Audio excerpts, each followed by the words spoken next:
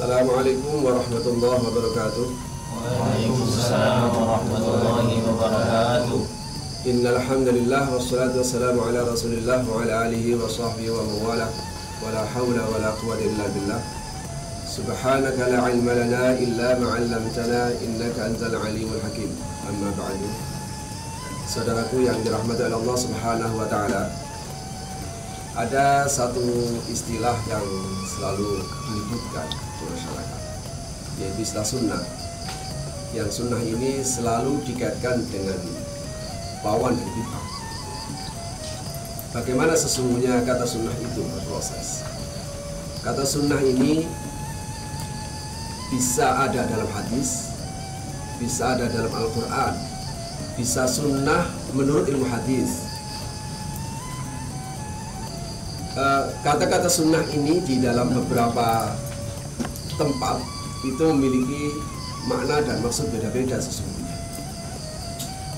Tapi sunnah itu sendiri secara kebahasaan itu bisa berarti at-thariqah, jalan, bisa berarti al-'adah, kebiasaan atau tradition atau tradisi. Tetapi ketika sunnah itu ada di dalam hadis, maka kata sunnah itu harus merujuk kepada kebahasaan di mana orang Arab itu memahami kata sunnah itu. Inilah dijelaskan oleh Muhammad Shaltut bahwa sunnah itu adalah sebuah kegiatan yang kemudian dilakukan oleh seseorang dan diikuti oleh orang setelahnya, dan kemudian berjalan menjadi sebuah tradisi.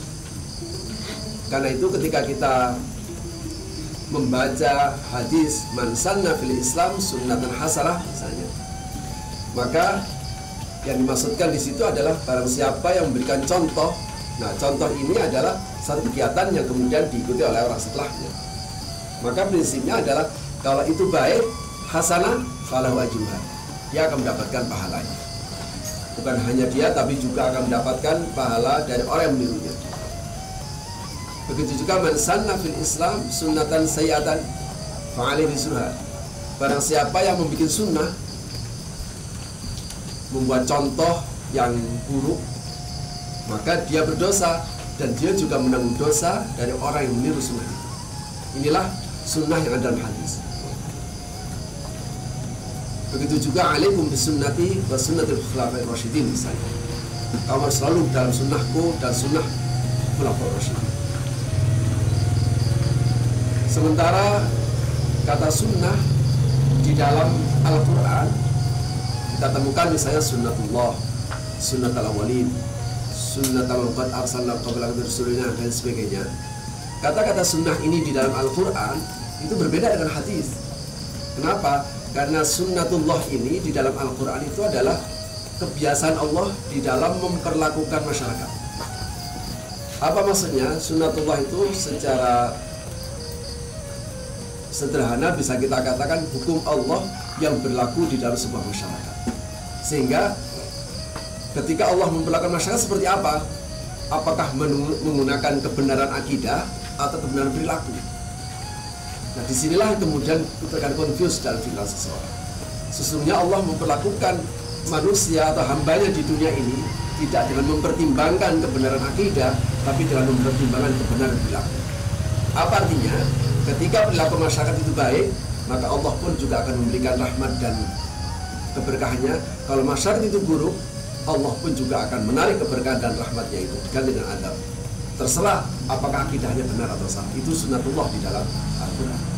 Sementara sunnah di dalam ilmu hadis itu adalah ma'udhifa ilan nabi, apa saja yang disadarkan kepada Nabi, baik perkataan, perbuatan, penetapan, ini semua disebut dengan sunnah. Sehingga dari tidur ke tidur lagi itu disebut dengan sunnah. Disinilah kemudian peran ulama membagi sunnah-sunnah Rasulullah tadi itu.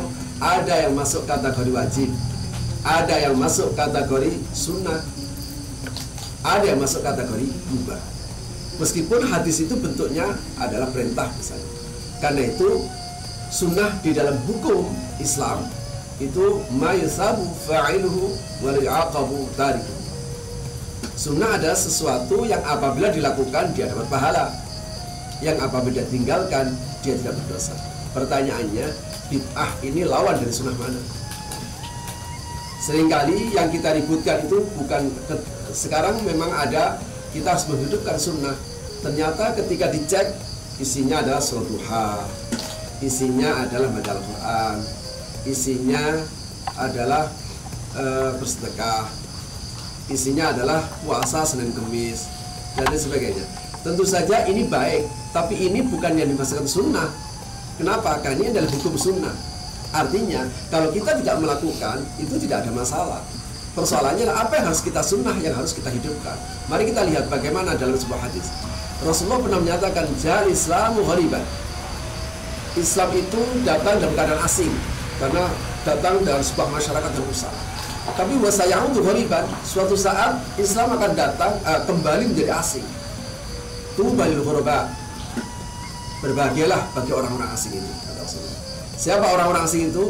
Orang asing adalah orang yang selalu menghidupkan sunnah inda fasadil ummah. Orang yang menghidupkan sunnah ketika di tengah-tengah rusaknya masyarakat.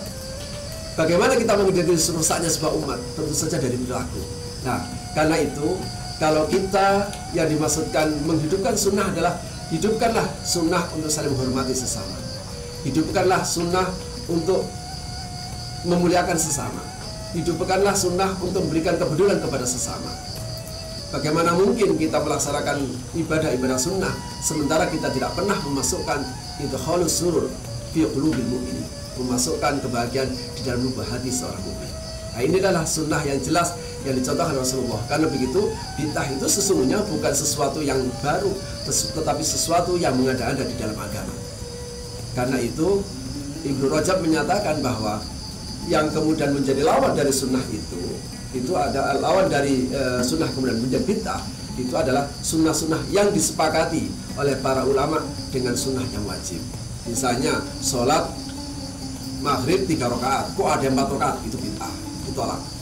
Karena itu Al-Quran ketika dibukukan, meskipun ini tidak ada dalam Rasulullah, meskipun pada mulanya ditentang oleh Abu Bakar sebagai bid'ah, tapi oleh Abu Bakar akhirnya diterima. Kenapa? Karena itu memiliki kebaikan. Mudah-mudahan kita selalu bisa menghidupkan sunnah dalam arti yang sebenarnya. Mudah-mudahan kita tidak meributkan hal-hal yang berhukum sunnah, sementara kita sendiri meninggalkan yang sesungguhnya dicontohkan oleh Rasulullah SAW. Mudah-mudahan ada manfaatnya bagi kita semua. Demikianlah. Hadanallahu wa iyyakum ajma'in. Assalamualaikum warahmatullahi wabarakatuh. Waalaikumsalam warahmatullahi wabarakatuh.